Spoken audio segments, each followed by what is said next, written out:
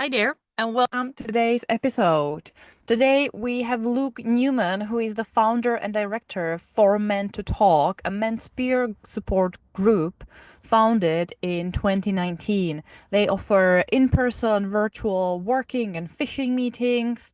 The idea to start for Men to Talk came from Luke's personal experiences, struggling with anxiety and depression and grief, and even though he has been through the traditional journey of going to therapy and getting some professional support, he realized that there isn't enough support outside of these traditional meetings with professionals. That, sometimes professional counseling can only get you so far. So he started for Men to Talk, and he really has been for many years now an advocate for mental health, for men to talk and open up and create stronger bonds with each other. So this is pretty much what we talk about today, about Luke's journey and the work that he's doing and the support he's providing and the wonderful things that really can come from creating circles and sharing with each other. So I spilled enough, so let's go and have a chat.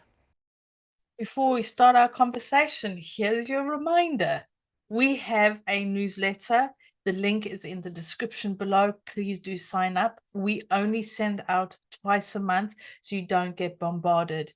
And of course, our usual, please subscribe, follow, like, share, all of these things, and hit that notification button so that you get notified when new episodes go up. We would love your support. And please do share any of these episodes to anybody who you feel would benefit from our beautiful and wonderful guests who have shared so much with us. But now, let's get on with our conversation with Luke. Hi, Luke, how are you? I'm good, thank you. How are you? All good. I'm excited for this chat. We've known each other for a while, Hmm. but I'm excited to see where you are right now and introduce you obviously to our listeners and tell everyone, what incredible job you're doing. So please tell us and our listeners a little bit about yourself, who you are, what you do, and obviously we can tease a little bit on what the topic of today's conversation might end up being. Hmm. So my name's Luke Newman. I'm mid 40s now, which a lot of your listeners know. Look, life goes very, very quickly. I don't know where the years go. I live in a small town called Potton in Bedfordshire, which is just outside Cambridgeshire. Actually, we're right on the border. My dad actually lives 2 miles away from me, and he lives in Cambridgeshire, and I live in Bedfordshire. Um, but I've lived in this area all my life, all 44 years of it. Always been in like the three towns around the corner, really, from each other.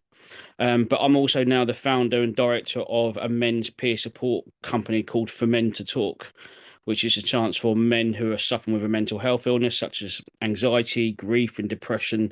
And we come around and sit around the table and we talk about how we're feeling. And it's been going for 5 years now, which, well, actually 5.5 years. Again, it goes by so quickly, but again, a lot has happened in that last 5.5 years. And I know that mental health is a big theme, big topic for you because before even you started for Men to Talk, you created a wonderful book for, about mental health. You have written a book called The Mental Health Moles, which is how I actually, got to know you and remember you to how we've met. It's when you really put the book out there. So, can you tell us a little bit about the book? Because I think it's a wonderful example how to bring the conversation and open up the conversation about mental health, be it, for it's an illustrated book, so be it for kids and young audience, but I think, and something that we're going to go a bit more into today, also to men, because not always it's so easy for men to talk about mental health. It's true, yeah. So the mental health moles book, it actually came about by accident. So my background is social media and marketing, and also I really enjoyed design at school and graphic design, and I just designed these moles to talk about different mental health subjects, and they were supposed to go out on social media every Monday. Um, and then after about 5 or 6 months, I was thinking, there's enough here for it to put into a book. And at that time, we were actually in lockdown. And so it gave me a bit of time. I was on furlough from my job at the time. And I thought, let's put this book together. And I actually undertook a challenge with at the base, they were called Shifties, based in Sydney. It's in Cambridgeshire. and we had a challenge to do. And I thought, well, let's. I've already launched For Men to Talk as a business, but what else can I do? And I thought, let's put this book together, and it's done really well. It's sold almost 500 copies, which is unreal for me. It's great. And it's funny we're talking about the subject because this week, and this is a bit of an exclusive for you actually. This week, I'm actually working on a sequel. So yeah, it's going really well. And what I should really state is that every single penny that is earned from the book goes back into For Men to Talk. So I don't earn a penny from it, which now in hindsight, I'd selling nearly 500 books. I wish it did because it might have paid for a little small holiday for me. But no, I'm only joking. No, it goes back into the For Men to Talk, and it helps more men and promote more men to come and talk about their mental health. But yeah, the book's done really, really well. I'm really, really pleased, and I designed everything. So I did all the storyboards, I did all the designing. But this next book's going to be a bit tricky. I've called again, it's a bit of an exclusive for you. It's called The Mental Health Moles at the Alphabet Zoo. So the moles will go and meet different kind of animals, and for instance, they'll meet Adam the alligator who is angry, and they'll discuss about anger and how Adam can look after his anger and get better. So yeah, that's it's going to be a bit more tricky this second book. Well, you have wealth of experience, creating initially social media posts, designing, creating the book. So obviously it makes sense to, level it up a little bit and approach it from a different angle. And I love this angle of bringing in, the different emotions, the different challenges that we may be facing. And it also brings me to, that overall kind of topic that, we're here today to discuss, which is mental health. And I would love if you wouldn't mind talking a little bit about why did you decided to, start talking more about mental health? Why did you decide to set up For Men to Talk? Why is talking about mental health and bringing men together to talk about mental health so important to you? It's really important. So I lost. So in the year 2025 now. So I lost my mum 20 years ago this May, which again it goes so quick. Sometimes it feels like a lifetime ago, but sometimes it feels like yesterday.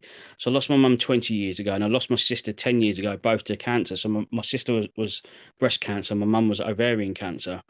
And obviously, with that, of course, massive lot of grief, a slight depression from it, definitely anxiety. But I've always been able to talk about my mental health illness to anybody, family and friends, but even on the stranger of the street. But I know, especially, it's hard for a lot of people, and they're definitely men. When I first thought about doing something, I looked at the statistics of men suicide in the country, and it's just horrific. And if anything, in that 5.5 years that I've been working with doing For Men to Talk, the statistics are still rising, but there's more help for men than ever before. So something, we need to continue doing this. We need to still grow. We need to still get more men to talk about what they're struggling with because, more men are passing away from taking their own lives since 1999. It's just horrific. Um, but for me, I just wanted a safe environment for men to talk. And we don't have any rules or any restrictions as well. So, I won't go around a room and go, please tell me what's wrong. Just tell me, tell me, tell me. I won't at all. I just want to give that chance for men to feel like they're not alone in their mental health journey because I know that men do feel like that. Men do feel like they're on their own. That the old stigma of stiff upper lip and get on with it mentality, we want to change that. And so I will ask, say, Derek in a room, that's a made up name, by the way. Derek in a room, what is wrong with you? And if Derek goes to me, Luke, I'm just not ready to open up yet, it's absolutely fine. We've got gentlemen in our meetings, or, one of them I've known for 2 years, and he's still not opened up exactly what he's going through and what he's been through. But because he continues coming, he feels that, he's not on his own and he knows where to turn to when he is ready. And that's what our group's all about. I love that you're mentioning the fact that, the group or the support that you're really aiming to provide is not really like a therapy. It's not a space where people have to share, that it's not something that, is designed to solve people's problems, air quotes in there. That it's just a safe space for people if they want to. Of course, they can open up and they can share, but it's the sense of belonging and almost normalizing not being okay. I think because, as you said, a huge part of it is a stigma of, as a man, you need to be strong, you need to be, really capable, you need to be not sensitive, not crying, not emotional. Anger is allowed, but to a point, because then obviously anger is bad. So we do tend to label lots of things. We do tend to assign, this is good and this is bad in a society. So creating and nourishing a space where you can just be, and you can be vulnerable, and you can be whoever. And if it helps to open up, it's great. But even simple thing is a sense of belonging to a group like that. So tell me a little bit about then what types of meeting you're having. Is it you go to pub, do you to bar, do you go out? How do some of your gatherings actually look like or work like? So we started our first group meeting in a local cafe in Biggleswade in Bedfordshire in February 2020. And what I'm trying to do is get a really more of a relaxed environment. So, and there's nothing wrong with community halls with plastic chairs and tables, but I wanted a man to be as comfortable as they can. So that may, by being in a plastic chair, it may feel a bit uncomfortable still and a bit more robust and robotic. So the Jason's Cafe in Biggleswade is an amazing place, and we've literally just gone back there now after leaving for a couple of years. And that's what we try and do. So we've got physical meetings, and we go around. We've got groups everywhere really now for like local cafes, and we used to go into randomly a Weatherspoons in Biggleswade, but because it had a lovely side room away from the public. And again, it was that relaxed environment for a man to feel really familiar in their surroundings. So a lot of men would go there for a drink as well, in their own spare time with family and friends. But because they feel familiarised it, they go, actually, I can talk about it here. But what we did during COVID times as well is that we moved it online virtually, like we're doing right now. We still have our meetings every single Wednesday and have done since early March of 2020. So we've been going 5 years every single Wednesday. We've not missed one. Um, we've also do walking meetings, so we get guys that will go out into nature as well. So we'll talk two by two while we're walking as well. So that gets a lot of fresh air. But one thing we've launched over the last 18 months or so, we've actually launched a fishing group as well. So we get 8 guys round a lake, two by two, and they fish as well as talk. And there's something really therapeutic about fishing. I used to go as a kid when I was 12 or 13, and I stopped really from going ever since. And I've fallen back in love with fishing. I've really, really enjoyed it. There's something about just sitting really in that tranquil environment, fishing and talking at the same time, getting to know each other. And it's been a game changer, to be honest. And it's something I really want to grow moving forward, especially with fishing. But one thing we did do for the last 12 months as well is because of my history of now, the last 2 or 3 years, I used to work in the community mental health team until about 6 weeks ago. I was seeing definitely men being diagnosed with autism later on in life, in their 40s, 50s, even their 60s. So with that comes challenges in those lives. So what we decided to do is launch for Men to Talk about autism on a virtual meeting where guys will be in a virtual room like we're doing again right now, and they will talk about their challenges, and they'll get support, because especially with autism, again, a lot of autistic men do feel like they're right now. They're really like sometimes the world's a scary place for them with their autistic diagnosis they've got and the traits they've got. So getting them in an environment to talk about that is amazing. But again, another thing, and you mentioned it, Lenka, there as well. What was amazing is that guys now go out on their own. So they've formed friendships in these groups. So they've found a sort of I don't know, they found support from one another, and I feel like they're ready now to go out and enjoy themselves. So like literally, 2 guys from the group are going to a comedy night this evening, which I think is amazing.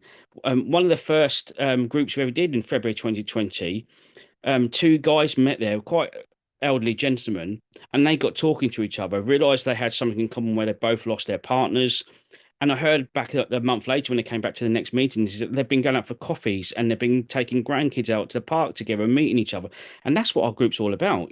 Again, they've come because they felt isolated and lonely and the trauma they went through. And now they've found that common goal and they've got a friendship now. So they're not going to be on their own. Even in between the meetings, they've got a friendship where they'll go out and have a chat in coffee. It's just been an absolutely amazing 5.5 years. It really has. As you were talking, we kind of, we're talking about mental health, but I love that, it doesn't always have to be the heavy stuff. The mental health doesn't always have to be talking about depression, talking about, big T trauma, talking about, some severe conditions that people are struggling with. that it can be the fact that, we live in a world where, because of social media or pressures, we are more isolated than ever. We feel a lot more loneliness. And for men, it is a difficult place to be. Toxic masculinity, empowering your feminine side, but then we see the world is still not as open and inclusive as we would like to accept, men being more sensitive and being feminine, more, all sorts of labels and all sorts of challenges. So I love the fact that, yes, I'm sure this group can really support with some of the serious things and can help people, men, to get closer to then, go to therapy, go to actually seek serious support for your condition. But it's the simple fact of having someone to talk to, having a space where you can go and meet friends and, play board games or whatever, whatever it is, just go out for a comedy night or go fishing. I love the fact that there's so much more. And I love the name says it, it's for men to talk. It's not about, for men to talk about mental health. Mhm. It's just to talk. So what is from your experience, the power about just talking? Where does it come from for us to really need to talk and for us to find a space to talk? Because, yeah, we know that talking itself can be quite therapeutic. It really can be, yeah. And I think what we're trying to change is definitely my philosophy is that, especially with men's mental health, but a lot of women feel like this as well. They feel isolated and alone. They do, even if you live with loved ones, like family and friends, sometimes you still feel like you are alone in any kind of worries or concerns that you have. And that's what we're trying to change. We really are, because we're really, really not. You get so much similarities, and even a new guy that I met only this week's been very through things that similar that I have as well. So we've got things in common. So again, just going back to where I said about the gentleman who hasn't opened up for 2 years, perhaps he now realizes that he's definitely not alone, and some of the guys may be going through what he's going through as well, and that's what he clings on to, because we aren't alone. We really, really not. It's going to be the odd occasion in which somebody hasn't gone through. It could be a lot of trauma. So again, but it's just that sort of similarity. It's that camaraderie. It's that friendship was formed from it. Really is. I've got the best friends from it now. A couple of years ago, I went away into Portugal for a weekend with two of them, because it's just, you do form that sort of bond. We do know that sometimes especially when you left school, sometimes your friends go sideways and you lose touch, and that's not done on purpose. That's done accidentally, and that's just how life takes over. But sometimes, even when you talk to your real close friend, that you still don't feel like you can open up to them. When you open up to somebody else, it forms that sort of real good friendship, that sort of connection that I don't think you ever lose from it. So even if I haven't seen somebody in our group for the last, I don't know, say 6 months, a year, when they come back, it's like seeing an old friend, because you know what they've been through, and it's a relaxed environment when they can come through any time they like. So again, it's that form of communication. um, Body language again is hugely important. It's sort of that openness. If you sit there crossed legs, crossed arms, it may be reluctance to talk. You really have to be open, and with your arms and your legs, and the way that your posture is as well, not slouching down. It's really been, again, it's something you learn over. Like, I've definitely learned over the last 5 years of how I approach somebody. Not just physically, mentally, but verbally as well. It's just, yeah. This sounds amazing what you're doing. And, one of the things that women have had for a long time is what they call women's circles, where you meet up and normally sit on a cushion on the floor and you share, and, your experiences and what's going on. And it's something that women have always encouraged, these women's circles and women talking, but it's not, men haven't had that encouragement, because as you said, just go out, earn the money, and just be there, take the garbage out, keep quiet, don't cry, be strong, all these things that are a man's role, which I've put in, inverted commas. And the thing, and life is changing, things are changing, and women have masculine energies, and men have feminine energies, and it's finding that balance. But it's, how do you embrace it as a man when you've got these beliefs or these ideals that you are meant to be? It's quite difficult for a man to probably say, you know what, I'm really struggling. I'm finding life sad. I'm finding things, not working, not functioning, because a man's supposed to cope. It's all very well for a woman to go, life is just too difficult for me to deal with. And I say, yeah, okay. You're a woman, so it's sort of expected that you have more of the emotional outburst. But if a man has an emotional outburst, it's like, whoa, what's the matter with you? What's wrong? Just suck it up type of attitude. And I'm very much generalizing now. And I love how you are bringing these different things in. And you mentioned the fishing. My husband's only recently got back into fishing through a friend of his, and this guy has been going through a really tough time, and they just sit for hours just chatting, just shooting the breeze, as he says, and chuck the fish back in and have a laugh and a joke and a little bit of, whose fish is bigger? Well, I caught one that big. But it's about just finding that connection. It's having those connections again, especially in 2020, when all these connections were severed. But it's finding that bond with a fellow human being. And it's not always easy to speak to family or speak to your partner. And it's not always, you don't always want to speak to a woman necessarily who is supposedly, I'm again generalizing, who listen better. Men like to give advice, women will listen and more empathize, but that's not always the case. And I think it's just having a fellow man who's gone through what you've gone through or going through, who you can create that bond with. And fishing is wonderful, and nature is wonderful. And I was thinking, when you said sitting around a table, we've had a conversation with somebody who runs he runs these events in Spain, and it's all about the fire. And I'm thinking, why sit around a table? Make a fire, sit around the fire and talk. And that, I guess you can't always just make a fire anyway, but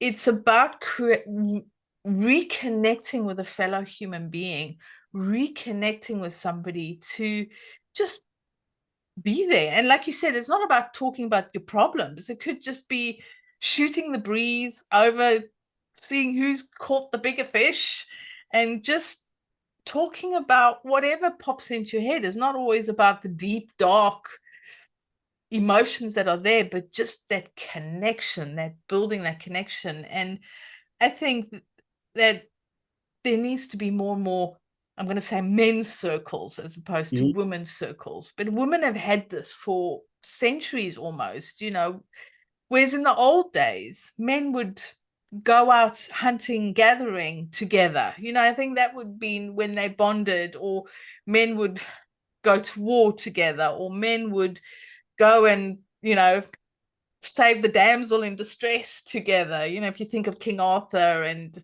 the Knights of the Round Table, it was all, they had their communities, but with modern way of life and jobs and living in concrete cities, that's fallen away. Whereas women have been able to, in some way, still find their circle. But of course, it's become much more, when the traditional men's roles have fallen away, there's nothing that's replaced it.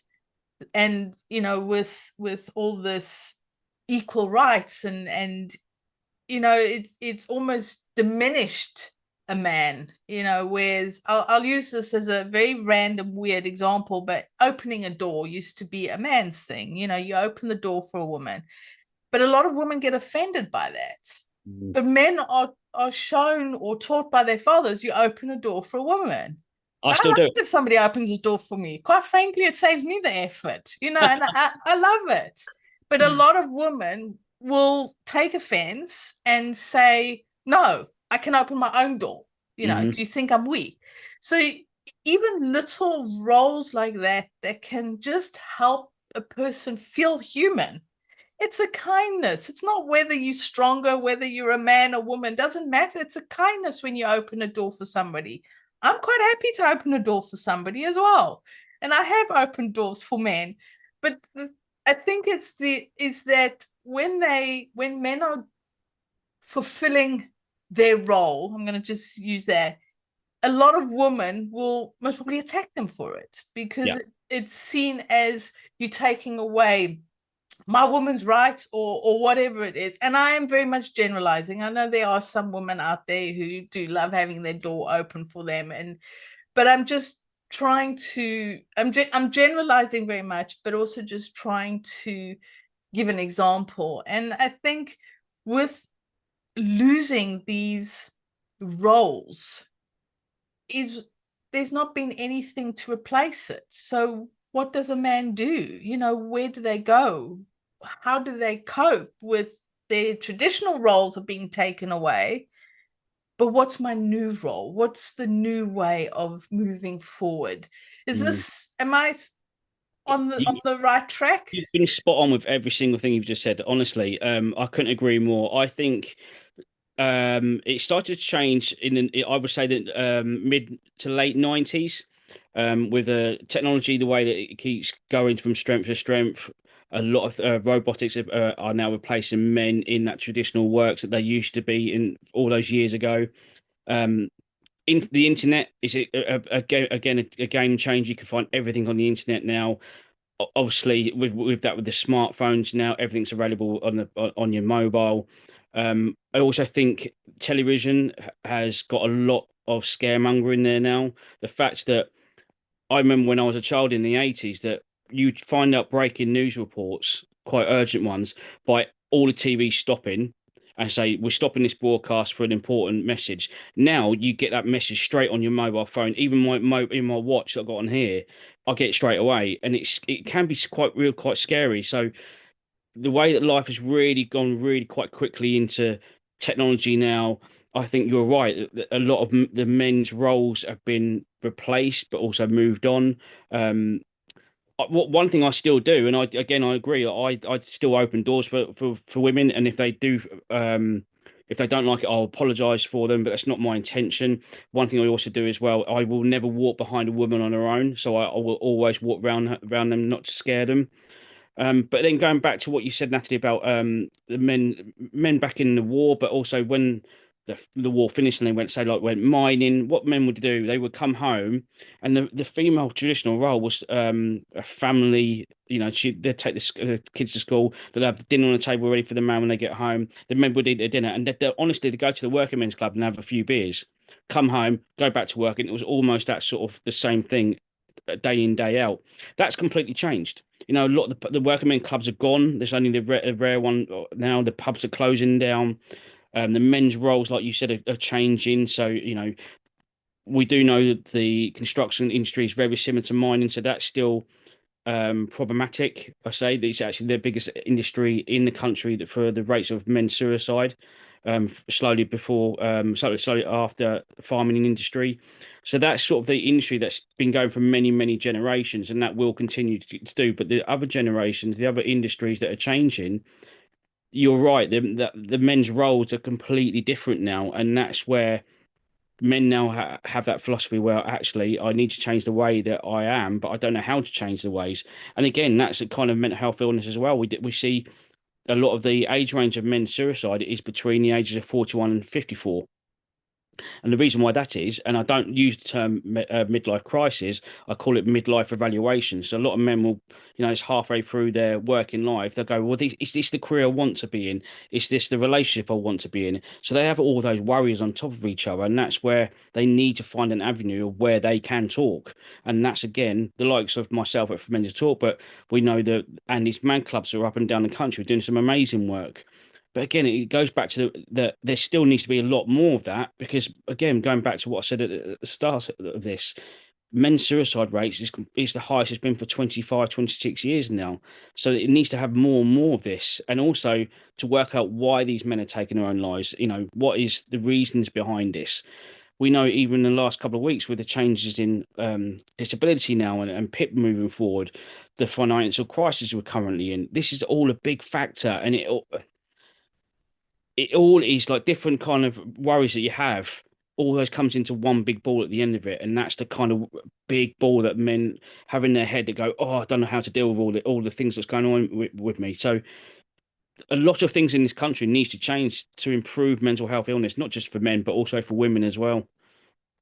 One of the things that I did mention briefly is we've had a guest speaker, talking about retreats and bushcrafting, and it's being out in nature is such an important thing, and finding those connections. And I mean, one of the things when you think bushcrafting, it's normally you vision a man doing bushcrafting. I mean, it's women can do it, but if you think of the traditional roles again, and it sounds like something that maybe you can find a way that bringing back these traditional roles, is finding ways. How can you go out and camping, or go out and get back into nature? I know you do the fishing and the walking, and you've obviously started that with the fishing, because it's usually men who fish. I do know some women who do fish, but it's normally men, and it's a way to just sit. It's a way to just watch the wind blowing, and just because you can't really do a lot because you scare the fish, so all you can do is sit and watch the lake, and just sit and be in the now. And I mean, that's so important. And it might be something that men can get to, finding ways of almost reconnecting to their roles that they used to do. I mean, I know in South Africa, it's barbecuing is huge in South Africa, and it's a whole big thing, and it's very much the man goes out, he makes the fire, you start the fire 2 or 3 hours before you actually put the meat on the braai. It's called a braai in South Africa, not a barbecue. And it's a whole big thing. So all the men out there congregating with their beer, and they just shooting the breeze, and every now and again the woman comes out as the fire ready because she's got the meat ready, she makes the salads and all that, and then all the women are indoors, gossiping as women do, and men are outdoor. And I'll tell you something, men can gossip worse than women. Oh yeah. Yeah, I agree with that. So men are out there, but they are in their circle saying whatever they need to say, and it's a tradition in South Africa. It's almost a weekly thing that you get together and you have these braais, and it's a whole process. It's not just slap some meat on and eat it. It's a huge process, and it's Isn't that interesting what you said there, though, Natalie, though? Because you've taken it back to basics there. Is it, all right, it might be a modern barbecue, but they could really put it on a coal on the floor or wood, and then put I don't know, anything on there. But it's gone back to basics. It's like when I go on humanitarian trips to Kenya every year. So I'm going back there in May of this year. And that'll be my 10th time. And they do everything that's still basic. So there's no electricity there. So when we build kitchens and classrooms out there, they use normal tools that they did before electricity. And isn't that amazing how they're the happiest people going? They're in the deprived environments out there with lack of money, electricity, clean water, but they're the happiest people going because that's all they know. They don't know about the technology out there. Well, they may do, but they're not. Of course, they'd like to probably change their ways, but it's like going back to that old-fashioned hammer and nail rather than using tools for it. It's just amazing. I love that idea, and that's what, again, when I do go to Kenya, it helps my own mental health because it goes. I don't need those things at home. I don't need to go shopping all the time to buy clothes. I don't need all these luxuries that I might need. I used to have. It's almost reminding myself of of what I've got at home is enough. I don't need all those fancy things all the time. And I think a lot of people in this world, not this country, all this world, need to remember that. It is very much, I think, for all of us, men, women, children, elderly, for all of us humans, it is about reconnecting and going back to basics in some ways. And we've had a lot of guests that we've spoken to about learning the traditions or the different ways of having lived. And it's not about necessarily giving up everything. It's not about going back into the past, but it's finding a way to have that balance of traditional with the modern. It's got so modern, as you said, you're getting the news on your watch. I mean, if you'd said that in the 80s, you're going to get the news on your watch, you would have thought, laughed and said that's not possible. And it's all this is then finding a balance on, yes, we live in concrete cities. We live in this modern environment where we've got all the information at a touch of a button, literally, right in front of us. I mean, I remember having to go to the library and fight for an encyclopedia, a particular letter, because they were all different letters. And somebody else had the F and you needed the F and you had to stand in line or fight or argue or bribe or whatever to just get that information in the encyclopedia. And then you got to check the date, because how up to date was it? Whereas now, if I want to do something, you just Google and you've just inundated with information. And it's finding that balance. And I think as women, we've had the advantage is that we've been allowed to talk more. Yeah. And I use that word loosely because it's, if you see women in gathering, it's, oh yeah, that's women are doing what women do. They're chattering and nattering and gossiping and everything else. But men didn't have that same permission.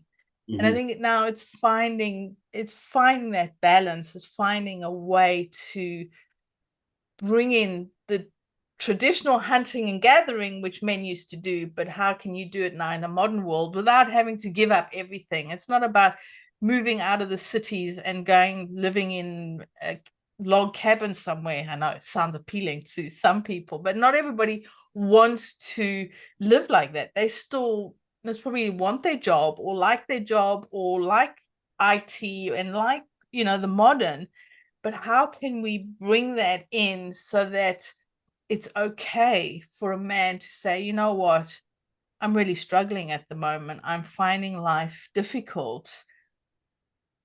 Can I talk to you? Or can you just give me a bit of space? Or whatever it is that they need to say.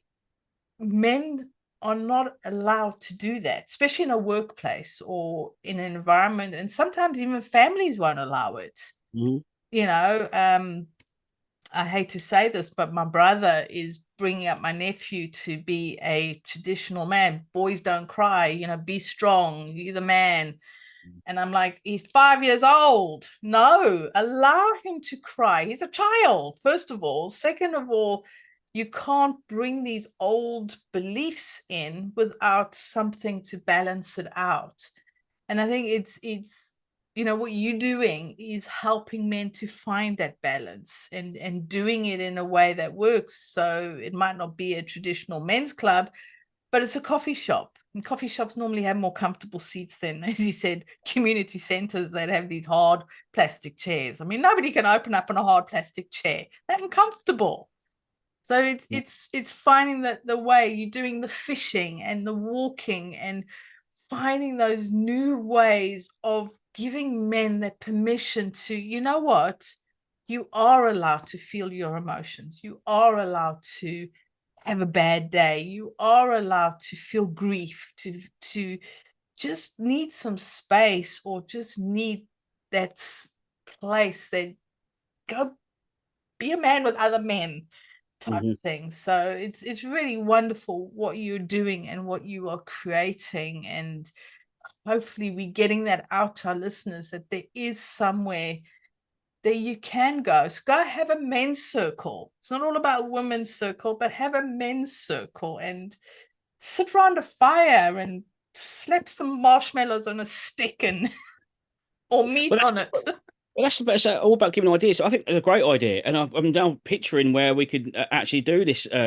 With marshmallows around a burning fire. I think we'll probably do it in the summer now. You gave me that idea. I think it's a great idea. And then it's what you said about your nephew there about 5-year-olds. It's really important that now we teach this generation coming up that it is okay for boys and men to talk and to cry and open up about how they're feeling. I think that's probably one of the reasons why I've always been the way I am and being emotional and being able to talk about how I'm feeling. Because my dad brought me up correctly for that. My mum brought me up correctly for that. I was able to express my emotions freely and not being, told, you don't cry because you're a boy or you're a man. You really open up. I'm always going to be here for you. And I think this is where not just family life needs to change, where you can talk openly up. The education system needs to change for that as well. You know, and quite rightly so, we get taught the right curriculum, the right lessons, but other things need to be involved here. There needs to be a open conversation about mental health. There needs to be open conversations about more about food. The right food that we can eat. I've read recently that especially in the UK, we've got the biggest obesity pandemic. Yep, in Europe right now. If we don't get taught about food, especially in school, and the right food and how we should eat better, and I think this is going to continue going the way that it's going. It really does need a change in this system at school, definitely. Yeah, and I love how you thinking now of going out and sitting around a fire. There are so many places, just looking, and as you said, we're going into the summer. I mean, this place in Spain sounds like a great idea, but not everybody can just on a plane and go to Spain for a week or 10 days or a weekend.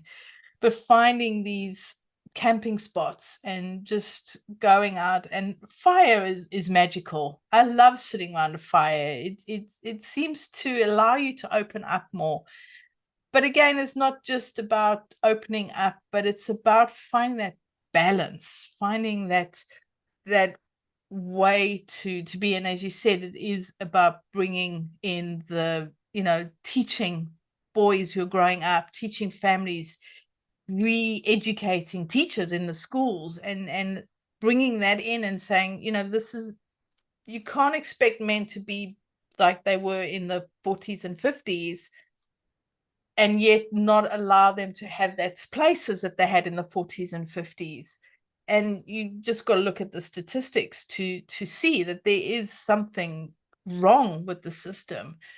But I think it's about sharing it and getting it out there, and allowing or creating these spaces. And maybe sometimes we can even have a combination of women's circle and men's circles together, because I don't always think it's just about men or just about women, but sometimes I think that the combination of the two can be quite powerful, because you get a different perspective from a male than you would, or from a female's point of view, I get a different perspective from a male's point of view, and vice versa. And I think it'd been quite nice to sort of sometimes, join up and then part again, because otherwise you get this divide.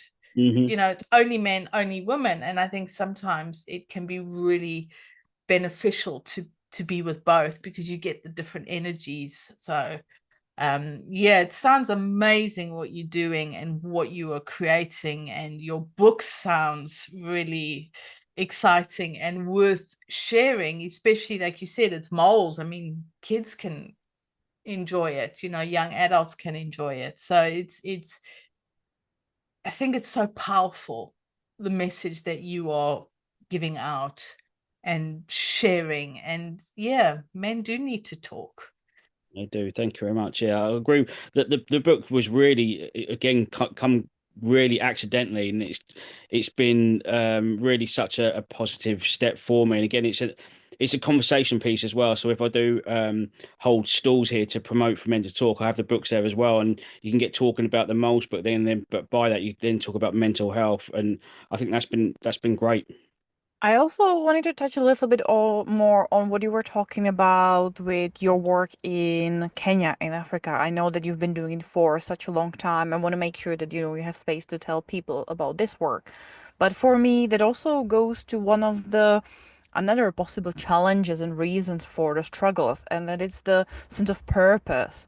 That, we live in a world where having a job, making money, supporting family, the traditional roles, the reason why men were men, and maybe going to war, the purpose of being a man has changed.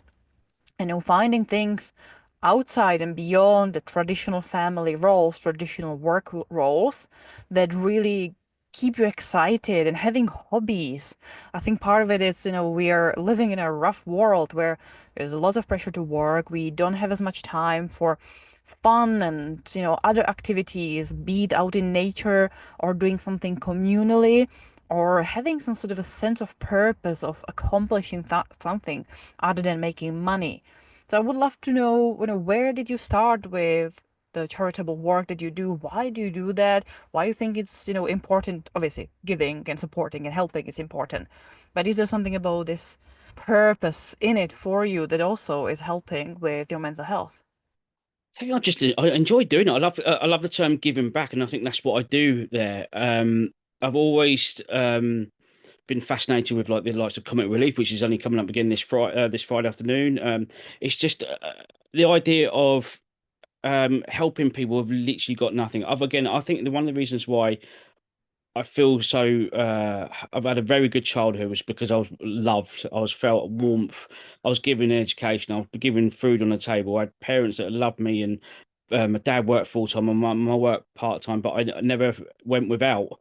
But again, I knew that there's a lot of people out there that was without. I was very fortunate that my brother works for an organisation up in Derbyshire, who was approached by a charity called African Adventures, who are based in Southampton. And what they do, they approach football clubs, they approach colleges and universities, and try and get people to go over to African countries like Kenya and Ghana and I think it's Zimbabwe, no, Zanzibar. I think it's Zanzibar, but and to go over there and to really go and just help whatever they need. And it could be like the teaching programs. Perhaps you go over there and do some teaching, or you go over there and you renovate and paint classrooms, or we build things. So we will build classrooms. We did for the first school that we went to. Um, we were really had a blank canvas. So this school that we had was being sold by the developers, and we had to move the whole school really. So we had to rebuild the whole school. So with the help of other couple of universities and colleges that went out as well, we built. I think there was eight classrooms, a kitchen block, a toilet block, a dormitory, because a lot of the children unfortunately don't have parents anymore. So they were living there as well. So you get that sense of just giving, helping. And there's been some challenges. They've really, and because it's a developing country, when we were out there, I think it was our second visit. We there were some bombings in Mombasa in Kenya just before we went, and we were told really we shouldn't really be going. It's still dangerous, but we were hundreds of miles away from Mombasa, and we said no, we're still going to go. We're still determined to go and help. And the Kenyan government found out about it, and we were invited to brunch with the deputy president of Kenya, which is unbelievable. We're like, wow, okay, but you know, we don't want to waste a whole morning away from our projects, what we were doing, to go miles and miles away for brunch. And it ended up being a mile and a half away from the slums, what we call a deprived environment, in a five-star hotel. And that's what surprised me originally, is because you think that the slums are in the middle of nowhere. They're not. They're right next door to each other. They really are. So we were having this all-you-can-eat breakfast a mile and a half away from where these people are really struggling in their life. And that's what Kenya's like. Kenya is like the rich are rich, the poor is poor. And I actually sat next to the deputy president for an hour or so, just chatting to him about things. And he says it will never change because, unfortunately, there's such a corruption in African countries like Kenya, is that the rich will always be rich and the poor will always be poorer. So it's the help of the organisations like African Adventures that we go with are going to help that. Even if we help one child with a better education that can go to university, that they can become a doctor or a teacher, then we've done our job, and that's everything I want. I think it's just amazing, and to tie the two things in is that I did a crowdfunding campaign, took 50 mental health moles book out there, and I did a teaching out there with the books, and you get the kids to read it back to you, and that's very, very emotional. Got some beautiful videos of that and pictures of that of the children understanding mental health out inside the Kenya as well, because mental health is a universal language. It really is, and to tie those two together in Kenya was again a beautiful, beautiful moment, and the mental health multi books now is like 3 or 4 years old, and every time I go back and we see the same people, they go, Have you got another book out? Have you got another book out? Where's the other book? Where's the other book?" And it's like, we haven't got it yet. I haven't done it yet. And I did say I'll try and do it for this year, but it's not going to be ready for this year. So they're going to have to wait another year. But again, for that kind of it just gives me a warm feeling that they loved that book in Kenya rather than just 4,500 miles back in the UK. It's just, yeah, it's beautiful. It really is, and it's a stunning country. It really is. So what we do, we go out for 2 weeks, but we have a chance in between to go to safari, which again is only a couple of miles down the road from the slums where we go, and you get to see the wonderful wildlife in the natural habitat. So the likes of lions and leopards and black and white rhinos. But on the way back as well, we go to see giraffe sanctuaries and elephant sanctuaries. And what was quite special a few years ago is that when we lost my mum. My mum's favorite animal was an elephant. And when we took my twin boys over to Kenya when they were only 8, they adopted an elephant for me. And what we then found out is the elephant that they adopted for me was named Dololo, and it means brother in Swahili. And it also was rescued on their birthday the year before, and they didn't know that. So that was quite special. And it just makes me, quite warm that that's, again, a bit of fate. I always believe in fates, and I think that was a definitely fate. To the point of, I've got tattoos now on my wrist and arm of an elephant and the lion, and the elephant is actually the elephant that my boys adopted. So I love Kenya, and I'm going to continue going back, and I can't wait to return for my 10th year this year. Africa is really special. I mean, I get the corruption, and as you said, you can be 2 minutes down the road from absolute poverty in absolute 5-star luxury, and the contrast is huge. And yeah, it's Africa is full of corruption. The majority of their countries, including South Africa, which I'm actually going back to in moving back to in well, sometime this year, hopefully in the next few months. So the thing is, I get it, but there's something special about Africa. There is something special about the land, the feel, and the people. The African people are amazing. All the different cultures. I mean, every single country has the different cultures in them. I mean, South Africa has about 6, 7, 10 different African cultures. So it's not just the African people, it's the different cultures that you've got. And yeah, it's they are happy. You think, oh, you've got nothing, but they are happy. And community is important in the African cultures. They are still very much with community. And I think Kenya have the Maasai, the oh Massage. yes. Well, I'll tell you a very quick story about that. So one year, we weren't allowed out of our resort where we were staying because they had the Kenyan National Day, and they were holding it in Nakuru, so we weren't allowed to go out for safety reasons. But we ended up playing football in the greenery behind the hotel resort where we were at. And on top of this hill, we looked up, and there was these Maasai warriors with their spears and the jewelry around their necks, and they walked towards us, and we're like, "Oh, what's going?" They look quite 6'4", and I'm only 5'3", so they look really tall even from my end. But what they did, they took the jewelry off, put their spears down, and we end up going a game of football with them. And I think that's again another beautiful thing where we couldn't speak Swahili, they couldn't speak English, but the current it was we played football against each other, so the language was football. It was again a beautiful moment. My dad was with me at the time as well, and he got chatting to a lot of the women Maasai warriors as well, and they put their jewelry over his neck with his spear and their crowns on his head. Again, it's you're right. African people, especially Kenyans, are just beautiful, beautiful people. And because I've been going for so many years now, we get to see people every year, and they're lifelong friends. We get to see children that we first met when I first went in 2014, and now adults, and they've got children of their own. It's just a beautiful, beautiful thing. I've got a photo of a little lad that I met at 2014 who was literally up to my hip, and now he's well, I reckon I'm about up to his hip. He's so tall. So it's just an amazing thing, and keeping in touch with him. And I think that's where social media and technology does help.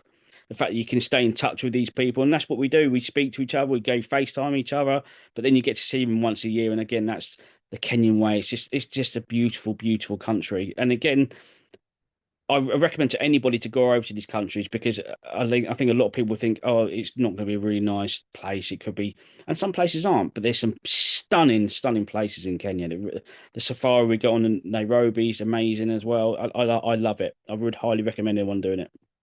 But this goes a little bit back into, finding those traditional roles, or finding your connection to a community, or finding a connection to something that's not a concrete jungle. And you've obviously found your connection through Kenya. I mean, you can find it anywhere. You've got your men's club in Kenya. That's where your men's club is. You only go there once a year instead of once a week. It's generally very interesting again because you're right. Because a lot of the men that I speak to said we really need it over here. I said, well, you can do that, but also can I say that that's where religion comes there as well. I'm not a religious person, and but I'm very envy and jealous of some people, especially in Kenya, who have got that religion because that is their circle. That is their if they are struggling, they've got that higher power to preach to get extra strength that they need right there. And I envy that a lot.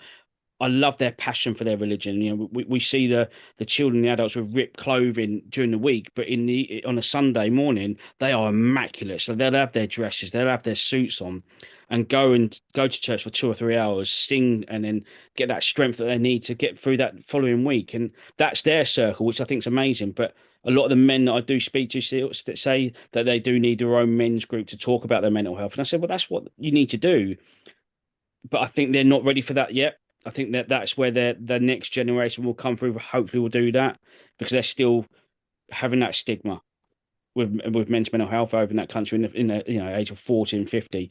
I hope the next generation will go through, and that's what we're trying to teach in the schools when we go to now is about mental health for boys and girls. That it's okay to cry, it's okay to talk, to be vulnerable. So yeah, it's about a generation thing. I think the next generation of Kenyans will be hopefully be able to launch men's groups and women's groups. I mean, you're very much hitting on a culture there as well. It's the culture is very different to obviously Western culture, and and as you said, you can't really do something like that here, but it's finding something different. It's finding what can you do here in the UK that you get in Kenya or something. So it's finding those balances. So it's a challenge ahead for you, not only writing your second book, but that's a challenge for you to find, a way of bringing something back. Yeah. And I mean, you've already started with the fishing and your men's groups and everything else. I think the men look. I like to, there's a few men's sheds up and down the country now where, especially men in their retirement age, struggle with a lack of purpose. Like we talked about earlier about a lack of purpose, they struggle with that. What do we do now after working 9 till 5, Monday to Friday? Men's sheds almost going back to that roots where they will build bird boxes or wooden things and fix up bikes, something you would have done many, many years ago. That I'm hoping that could be the next step in for men to talk, is where we can have our own men's shed where we can get men to build things again, like you said earlier on about going back to traditional tools and build things, but also that give them a purpose of then selling it on and making an income for men to talk. Maybe again, that's could be the next step. Sounds like a brilliant idea. Hop on to our Patreon account to get this episode's amazing and wonderful gold nugget. Now, for our listeners who listen to this episode and they're thinking, you know what, I need a space like this, or I know somebody, or my husband, brother, father, who could really, do with a men's talk type of community, where can people find you? We're all those social media channels. So we're on Facebook, X, formerly Twitter, Instagram, LinkedIn, TikTok. My children have got me into TikTok, and I'm really starting to embrace it now, which is great. But we have got our website, www.formentotalk.co.uk, and that gives a list of all the events we've got. in the area, but we also do, like I said earlier, we do virtual meetings. So if you don't feel you can come to our physical meetings, our virtual meeting there as well. On our website as well, we've got a lot of blogs there. So for guys who are not ready to really open up about their mental health, there's a lot of blogs about different kind of mental health illness that you may be able to relate to something. So at least you can read about it rather than, not think about it at all. So yeah. Awesome. Thank you so much. And I would recommend everyone, men, women, whoever, whatever your age, go and have a look and check out. And yeah, have a look at the mental health moles because it's a wonderful way for anyone and everyone to learn more about mental health and learn more how to talk about mental health. But as Natalie has said, we always want a little bit more in this podcast. And we talk about, all the ways of having happier, healthier, and more fulfilled life. That's why the name Have More Life in Your Life means. And I'm curious, what gives you life right now? Wow, what a question that is. Family, I've got my wife and my children. And this is actually a really good question, interesting question for me, because I only recently left my full-time job 6 weeks ago to do Fermented Talk full-time. And it's a risk, but life is about taking risks. And that's what I'm doing right now. I'm taking a risk on something I'm so passionate about that I've been doing for 5 years part-time, to take this a risk to do this full-time and helping more and more men that I can. So yeah, that's a really, really good question for me today, actually. Thank you for sharing that, and we love, hearing what our guests gives them more life, because everybody's different. So thank you for sharing, and thank you for your time today. And I mean, it's been a really all over the place. We've talked Spain, we've talked Kenya, we've talked fire, we've talked mental health. It's really great. We've had a really wide variety of topics. But thank you so much for your wisdom, your stories, sharing your energy with us today, and being in this room with two women as the the sole male. It's in there, but it's really great to have heard your perspective and your experiences and what you have learned and what you're creating and building up. So thank you so much for being here. Thank you for your time. And for our listeners, what have you got from our conversation today? As I said, we've talked mental health, we've talked men finding ways that they can reconnect and rebond with other men. We have talked about experiences of going to Kenya and what that is. But a lot of it has been on mental health, especially men's mental health. Have you got any aha moments? Is this something that you are struggling with? Or do you know somebody who's struggling with this? Or have you found your tribe, your circle, whether it's a man's circle or women's circle? We would love for you to share your experiences or share what you have learned. But until next time, we'll talk with you soon. Bye. Here is your reminder about our Patreon, where you get all our really beautiful gold nuggets. And today we had a fantastic gold nugget to share. Subscribe to Patreon. The link is in the description below. Hop into the gold nugget section to access all our wonderful gold nuggets. There is also a free section where you can access snippets from past episodes, as well as some great content with tips, advice, and beautiful and wonderful wisdom. Come and join up and be part of the Into Your Life community. We would love to see you there.